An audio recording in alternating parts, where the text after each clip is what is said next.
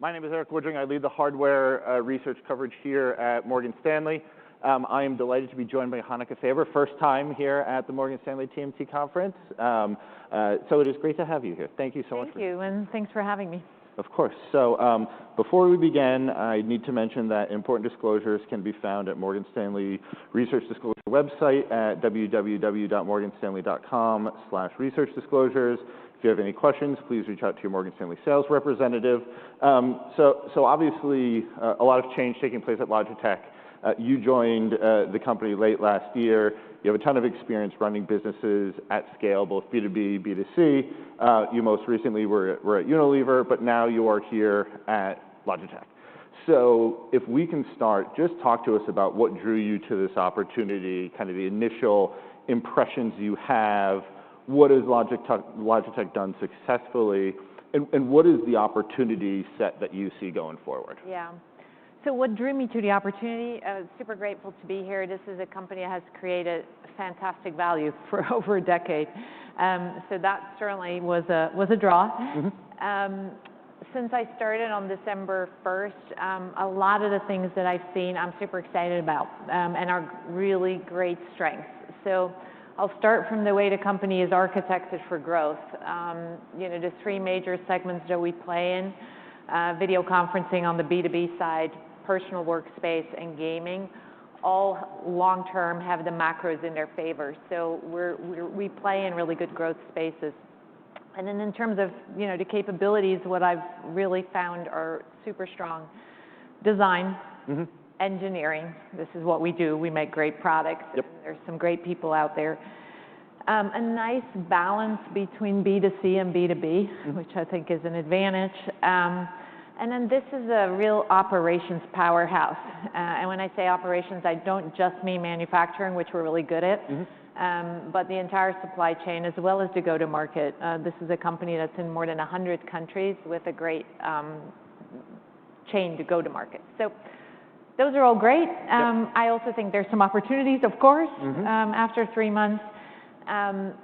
Maybe a few to touch on. The brand, it's actually a really strong brand. The Logitech brand has, fantastic awareness, over 90% in most markets. It's known for being reliable, trusted, easy to use, good value. All of those are really important. But is it really a sexy brand? It probably can be a little cooler and sexier. So building it into an iconic brand over time, I think, is an opportunity.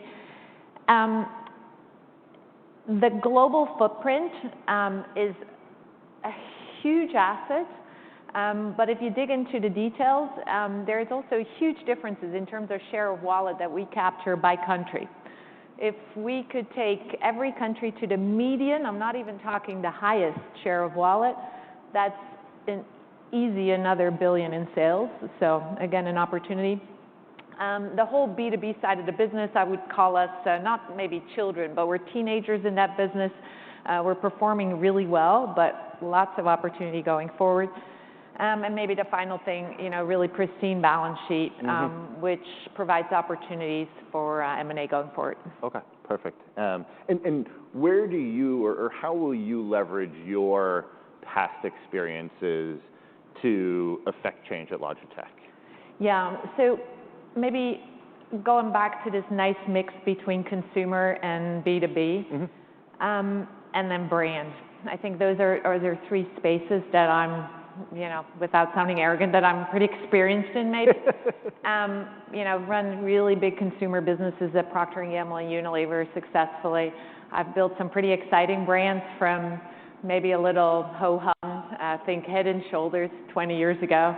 Became really sexy, 15 years of double-digit growth on $1 billion brand. Mm-hmm. More recently, Hellmann's, Make Taste Not Waste, grew the brand from $1 billion to $3 billion in 4 years. So brand building is something I'm good at. The consumer side is something I'm good at. But what people maybe don't realize is B2B and digital also played really important roles in my career. Mm-hmm. We can talk more about that, but certainly in running the Unilever Global Foods business, a $20 billion business, 40% was B2B. Okay. So I'm no stranger to that. And I had a stint for 4 years building Ahold Delhaize e-commerce business. So again, tech also not a complete stranger. But this is a different challenge, and I'm sure there's a lot to learn, but super excited to be here. No, that's great. That's great. So you mentioned the three end markets: personal workspaces, video conferencing, gaming. I don't want to. I phrase the question as, what segments are you most excited about? I don't want to think that you're not excited about anyone. So let's just make sure that's clear. But how do you think about those growth drivers as you look forward between these three segments? And as we think about those, which ones are most ripe for kind of innovation or change, as you kind of talked about some of the initiatives that you'd have going forward? Yeah, all of the above. So that's probably not the answer you were looking for. But if I take them one by one, the video conferencing and headset space, which we also call B2B, is very exciting in the mid to long term. So only 15% of global meeting rooms, or less than 15 actually, we think, is video enabled today. We think eventually every room will be video enabled. So the total addressable market is large and really underpenetrated at the moment. We play with our rally bars and other products with a really competitive offering. It is outstanding quality. It plays with MS Teams, with Zoom, and with Google. And it's great value. So we've grown share in that business, and as the market comes out of its post-COVID doldrums, that's one area I'm really excited about. Then second, gaming. Gaming, of course, also has been a market that's grown really fast over the last decade. Yeah. And the market, I would say, has gone mainstream. So 10 years ago, who was gaming? It was your 15-year-old son.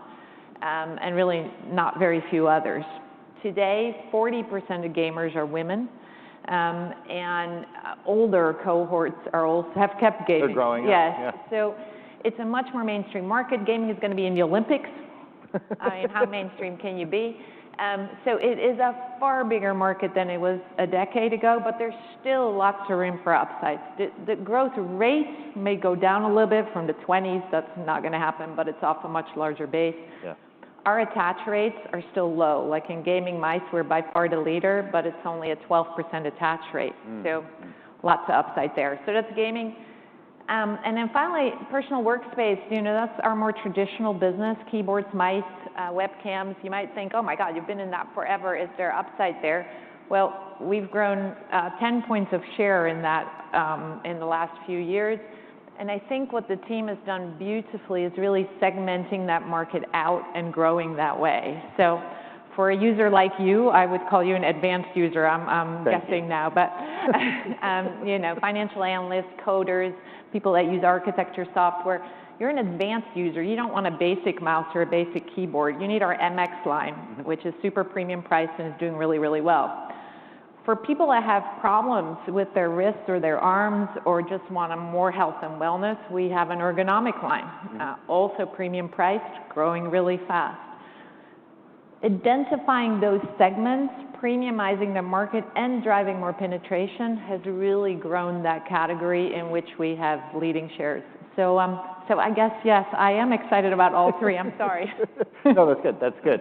And maybe let's take that conversation a step further and talk about, potential adjacencies or new end markets that you view as compelling or areas of opportunity for Logitech. Obviously, a very strong brand. It is almost a luxury brand within what would otherwise be a commoditized market, so to speak. How do you think about doubling down on kind of the existing categories that you have versus entering new markets or verticals? Yeah, I like how you say luxury brand. That's what we're trying to be. I think there's a lot of space for us to grow in design-led, software-enabled hardware. That is our sweet spot, and that's where we will grow. And in two big spaces, work and play. There is a lot more opportunity to grow in those spaces. I think probably what you have in mind is, what about services? What about software? Software as a service is not really our sweet spot. Yep. So if I were a betting man, I don't think that's an area that we'll prioritize. Services, though, are important in the B2B space. So our video conferencing customers expect great services from us. It's, again, an area that we're relatively new to, but we have a pretty nice order book of services coming. It's not material to our overall results, but certainly an area for growth in the future. Okay. And maybe another question building on this is, you know, there's a number of large, let's call them traditional hardware vendors that are trying to lean into end markets like peripherals, like gaming, like VC. Obviously, you talked about the share gains that you've had in your traditional end market.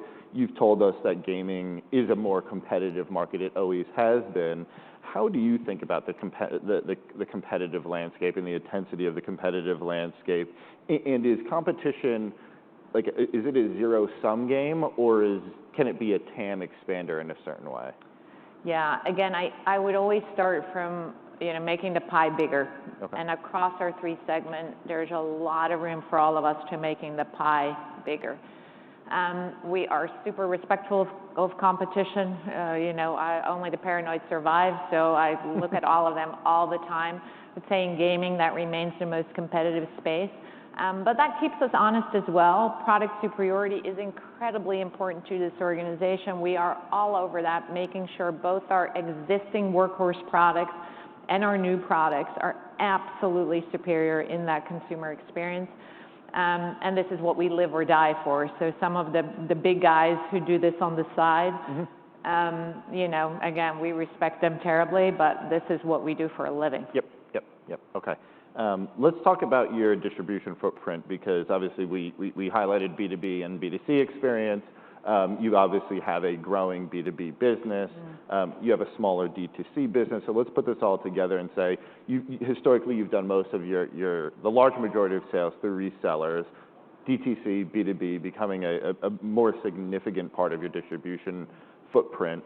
You know, how are you thinking about the distribution footprint of Logitech going forward? Again, leveraging your background, what are some changes that you could make, or what do you want to lean into to again, kind of put your footprint on this company as you go forward? Yeah, great question.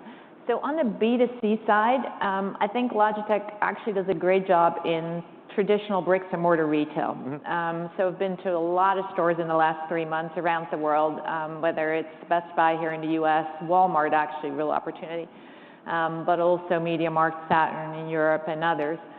Logitech does a really great job there. They call it look like a leader, and boy, do we look like a leader in most of those stores. You don't find anyone else in our categories. And that is still a very large part of our business.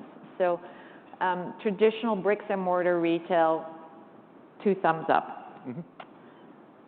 Online retail, of course, Amazon and others, JD.com in China, very large part of our business as well. And we do a good job. We can probably do even better there.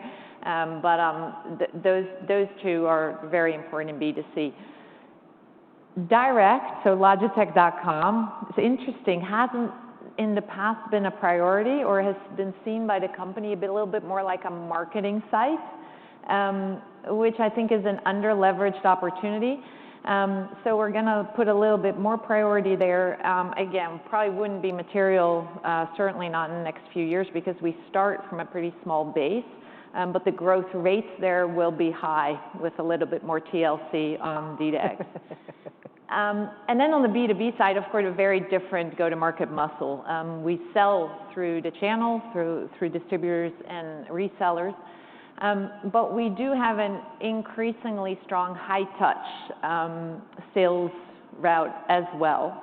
And you know, that is really important, being close to those top customers. I was at Baker Hughes in Houston this past week. One of our customers just built a huge new gleaming office tower, completely decked out in Logitech. You know, love seeing that. That's an example of a high-touch big customer. Yeah. As I look forward, again, we're relatively new to that B2B sales motion. So a couple of opportunities I see there to build the capability. One is obviously to work with our partners, Microsoft especially, and their global experience centers, where, again, Logitech looks great. So selling with them. And the second is what I would call digital selling. So replacing some of the feet on the street, which B2B historically needs many feet on the street, by digital methods. And we did that very effectively at Unilever. Again, a little different business, selling food to food service outlets. But in a place like China, pre-COVID, we sold to 100,000 B2B customers. We then used COVID to digitize the sales motion with lead generation, with CRM, with e-fulfillment. Post-COVID, we were selling to 500,000 outlets without adding a single sales rep. Okay. So that's the kind of thing I'd love to do here as well, because again, so much opportunity in B2B. Cool. Let's talk about the balance sheet. So, $1.4 billion of net and gross cash, no debt. How should we all be thinking about your capital allocation priorities, and M&A especially? You know, again, the old management team not necessarily overly focused on M&A, but is there a different approach that you guys might want to take? How do you think about anything transformational? Is it baked into that kind of 8 to 10% long-term guide? I realize that's like 7 questions in one, but however you want to answer that is great. But yeah, and keep me honest here. But well, let me first say again, a really pristine balance sheet, but also very responsible use of capital. You know, Chuck and Nate and the team have done an incredible job, and I don't intend to change much there. Mm-hmm. So the top priority is to pay good dividends and to increase that every year. Then, of course, investing into our own business, then M&A, which we can talk about, and then we'll return to shareholders via buybacks, the rest. And again, we've been very consistent in doing that, and I don't see a big change in that model. In terms of M&A, really too early for me to talk about, you know, what are we going to do, but we do have the firepower. Mm-hmm. But firepower doesn't mean I want to be trigger happy. Okay. We're going to be really strategic at looking at potential targets. Will they make a difference? Do they have good gross margins? Are they truly synergistic to the stuff we know how to do? Because if there's one thing I learned over my career, and I've done a lot of acquisitions, it's easy to do the deal. It's much harder to then make it work. Mm-hmm. So we'll be really prudent. Culture matters. Yes, absolutely. We'll be really prudent. And maybe just a second question there on, in terms of your dividend, you know, historically it has tracked EPS growth. You do have a lot of excess cash. You generate a lot of cash. Is there an argument that you can grow that dividend faster and make it a bigger payout? Again, I know you talked about dividends as a priority, but how do we think about that balance? Yeah, I think the growth rates over the years have been pretty much in line with what our investors were expecting. Do we have flexibility? Probably. So it's something we can think about. Okay, perfect. And then last question before we kind of get into some of the questions I'd normally ask Chuck, but you're in the hot seat, so. He's there. You know, a big theme obviously at this conference is generative AI. It was the same thing last year. And so I have to at least ask you one related question, which is what changes about your business in a world where AI gains traction and not just consumer, but in the enterprise landscape? Is this a driver for Logitech? How should we think about not just how it could enable your business, but where you're investing in that type of technology? Yeah, great question. And of course, we see it as an opportunity. So the framework for us is really 3 things. The first one is internally, which I'm not going to talk about much, but of course it's making our own, especially software engineers, more productive. And we're rolling that out across the company. So I expect productivity in the G and the A on SG&A. More exciting, I think, on the product side. So we see 2 big areas of opportunity, and we're already acting on them. The first one is in generative AI and large language models, and translating that into software that really delights our consumers. So one example that's already out there, and in fact has been out there since last fall, we have Smart Action software, which sits in all of our products. I hope you guys are using it in our mice, in our keyboards, and everything. You can download and make your own smart actions to be more productive, so shortcuts. One smart action that we built in there and that anyone can use is called Reply with ChatGPT. Mm-hmm.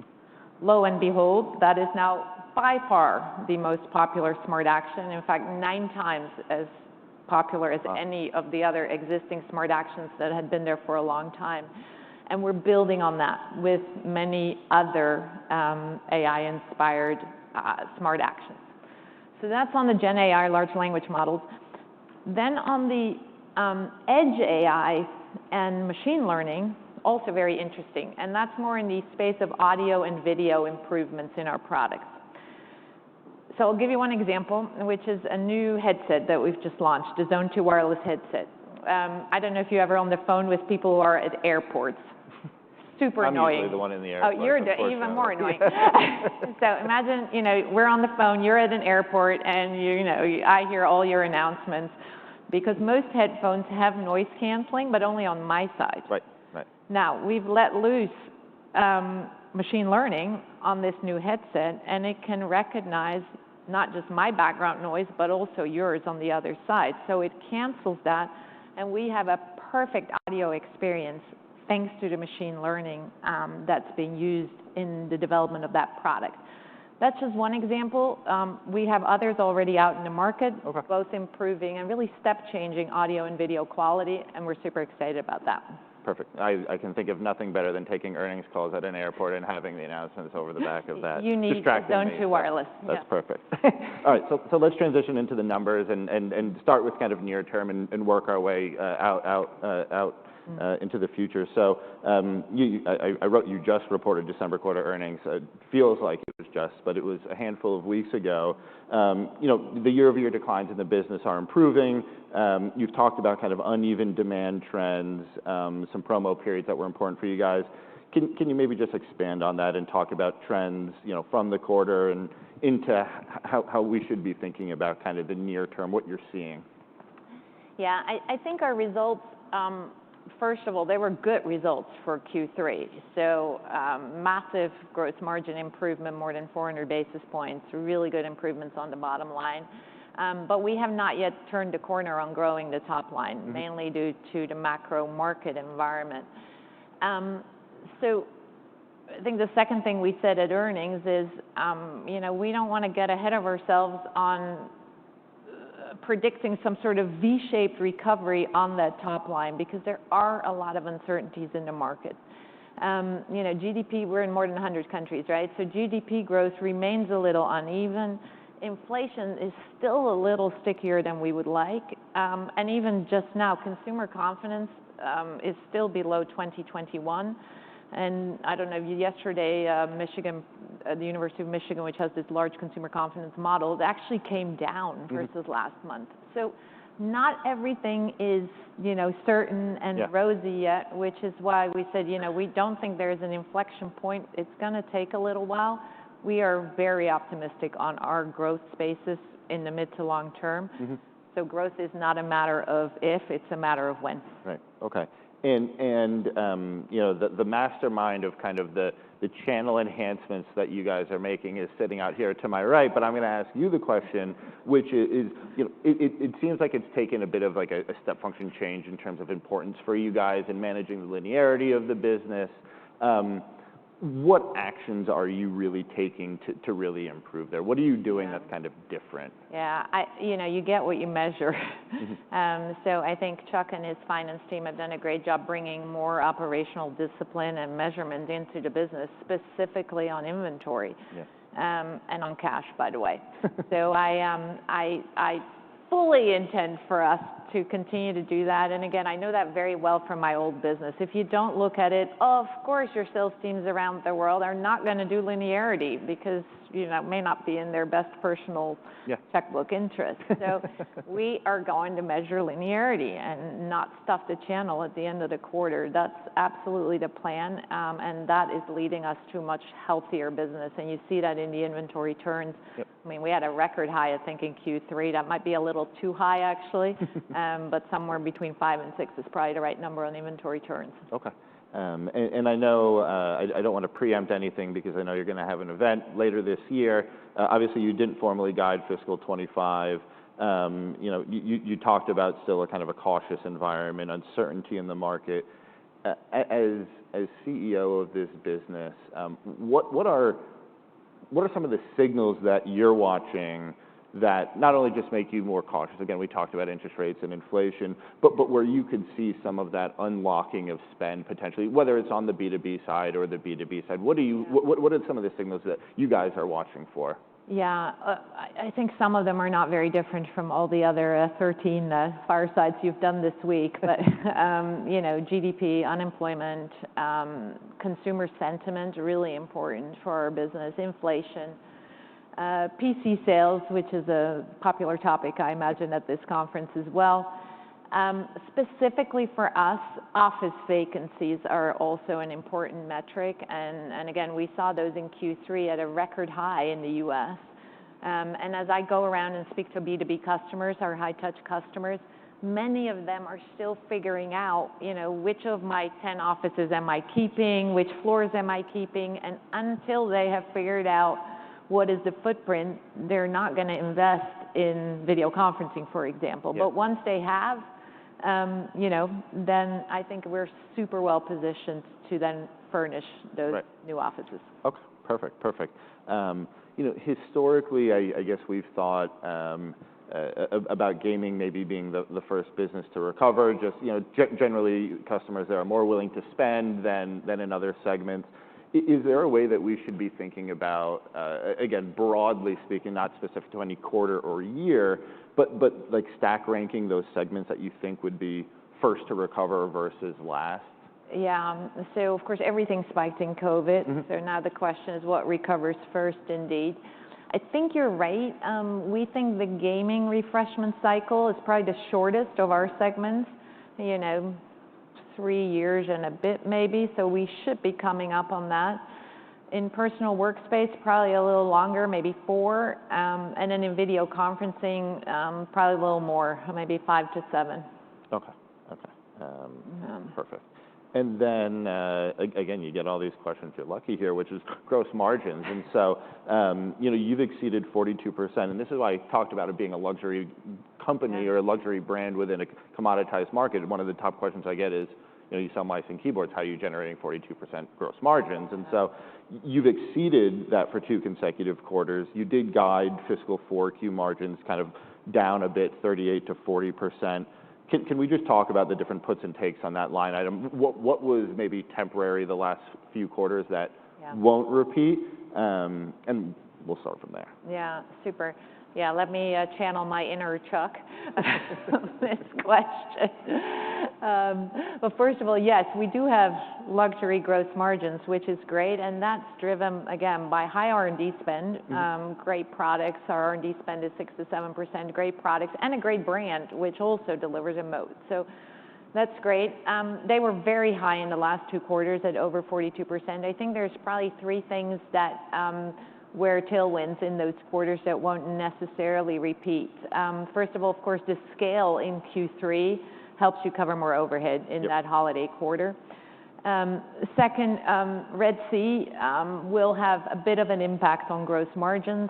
What we're seeing is it doesn't affect our entire global business, but it does affect the Asia to Europe shipping, and those ships have to go around Africa now, so that's a little bit more inventory, and that's a bit more expensive as well. So that will affect gross margins. Again, not huge numbers, but it does affect it.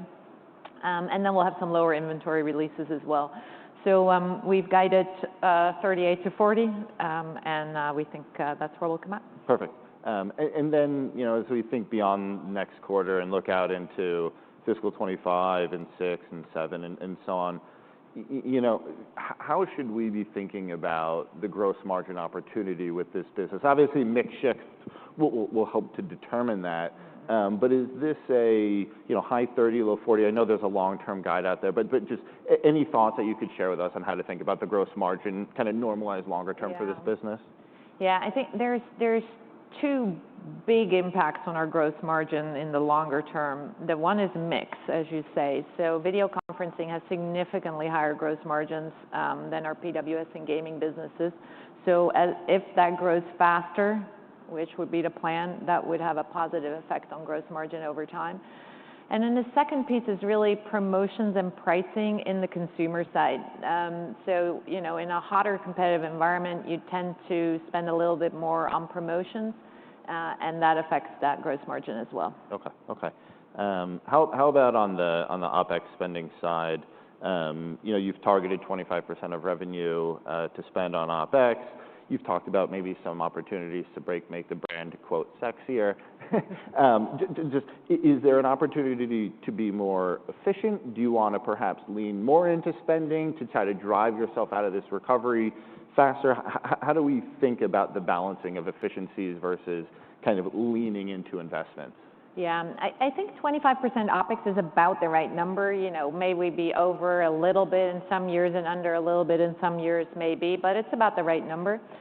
What I would like for our team to focus on is a shift within, with a little bit less on the G&A side, by simplifying, by leveraging generative AI, for example, getting more productive, so that we can reinvest in sales, marketing, and R&D, and we definitely have opportunities there. So it's spending a similar amount, but spending it differently, trying to be more efficient about it, leading into areas where you can benefit. Okay. I'm going to ask you one question for each segment, just obviously 3 key segments. So on the VC side, you talked about the market recovery, you talked about office vacancies. You've also historically talked about innovation, and Logitech Sight is an important product. I know you guys have highlighted. What are you hearing from enterprise customers when it comes to demand in VC? Obviously, you talked about kind of TAM penetration and that opportunity going forward, but how do we think about the right growth rate for VC? Because it did go through such a big kind of spike during COVID. So how do we balance all of those into thinking about the growth of this business? Yeah, so again, there's a lot of things going on. So what we hear from our enterprise customers is many of them are trying to figure out now what's their office footprint. So that's really important. I think I said it, but I was at the 2 top customers that I was with just in the last couple of weeks, Baker Hughes out in Houston, Texas, a new beautiful office building full of Logitech, fantastic. And Sixt in Germany, the rental car company, their global headquarters near Munich, again, full of Logitech. I think whenever these opportunities come up, and many more will come up over the years ahead, we are really well positioned to do big sales with these big customers. But that needs to play out company by company in their decisions. The other thing we're hearing from IT and workplace services buyers is that their budgets for this year are kind of flattish, which is okay. But their first priorities are AI, as well as cyber. So we're a little bit down the line, which is, again, another area of a little bit of uncertainty, which is why we were a little cautious in our guidance. Okay. And then gaming, again, was one. These are 2 businesses that became giants for you guys, frankly, from being very small. And so obviously we've talked about, there are secular drivers in gaming in terms of more people gaming, spending more time. The prior management team talked a lot about esports and the popularity of that globally.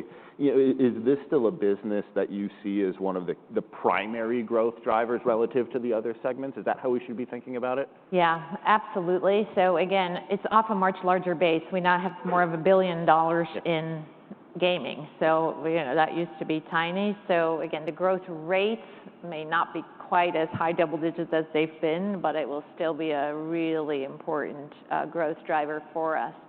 And again, those secular trends have remained. More women gaming, that's a great thing. More older people gaming, it's a great thing. Esports in the Olympics, esports everywhere. These are all great macro trends. And again, we've got some pretty cool products. I mean, I have to say, in my first 3 months, some of my favorite products are in the gaming space. Things like the driving wheel, $1,500 pro wheel, very nice. But also the pro mouse, which is super light. You almost don't know that you're touching it, and gamers love that. It's as fast as a wired mouse, but super light and wireless. So that's the leading mouse amongst pro gamers. So really good innovation, really solid market growth projected ahead. So yeah, gaming will be really important for us for years to come. Okay. And then personal workspaces, obviously, it's been historically a very big B2C business. Is there an opportunity, and again, because of that, you've actually outgrown the products that are attached to it, right? Or that you attach to. Is there an opportunity in B2B to maybe accelerate this business? Like, how big of an opportunity should we be thinking about that for you going forward? Yeah, it's a great question and a great opportunity indeed. So we can't always tell, by the way, whether a mouse we sell, whether it is going to B2C or B2B, because some of it goes through the channel where you can't quite see. But certainly, as we have built this B2B selling capability through video conferencing and headsets, we can now start to create real larger solutions. I'll tell you a story about my own son. So he's 24. He's an electrical engineer at General Motors up in Detroit. So he considers himself, you know, an advanced tech person. And this was before he even started. He didn't know I was taking his job. He goes, "Oh my God, you know, I got a new," I won't mention the brand, but I got a new laptop at work, and they gave me this crappy mouse that comes with it. What are they thinking? That's our opportunity, because of course an advanced user like that needs an MX mouse and an MX keyboard. And with the selling capability we have in place now, that is something we have to take advantage of. Right. Okay. And so we add this all up. Obviously, these make up 90% of your sales. And so when we think about these different segments, how should we be thinking about the long-term growth of this business? And again, I don't want to get ahead of anything that you have an event coming up, but just maybe big picture. Let's add these three up. What should we be thinking for Logitech? Yeah, it's a bit too early for me to say what exactly should we be thinking in terms of numbers. We'll do that at the Investor Day, which is on May 15. Perfect. But again, I think the future is bright across all of those three segments, and I'm super excited to be here. Perfect. And so maybe, we have a minute left, so I kind of want to give you the dance floor to end it. Obviously, we've talked a lot about the business, both qualitatively and quantitatively. You're still relatively new here, but you clearly have a vision for this business that I imagine you'll expand on in a few short months. What's the final message you want to leave everybody that's sitting here about Logitech, about the path forward, why we should be excited? Yeah. Well, I like actually something you said. This is a luxury brand in our space, and I think that's a little underestimated by people. The high gross margin, the high R&D investment, the really strong brand in more than 100 countries across B2B and B2C. Yeah. This is a real asset. So thank you for having the opportunity to talk about it. No, cool. And I guess the answer is stay tuned. We'll hear more. Yeah. Awesome. Thank you so much, Hanneke.